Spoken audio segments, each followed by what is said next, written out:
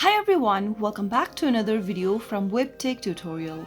In today's episode, I'm going to be showing you how to download Imprint application on your Android phone.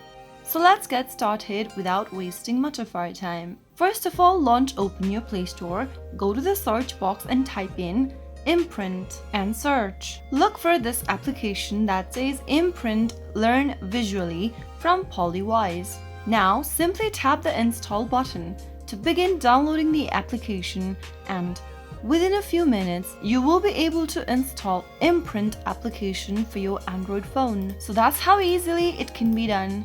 If you found the video to be helpful, go ahead and give us a thumbs up. Don't forget to subscribe to our channel by hitting the subscribe button. Also press on the bell icon so that you'll never miss another upcoming upload from us. I will see you again in the next video. Thank you for watching.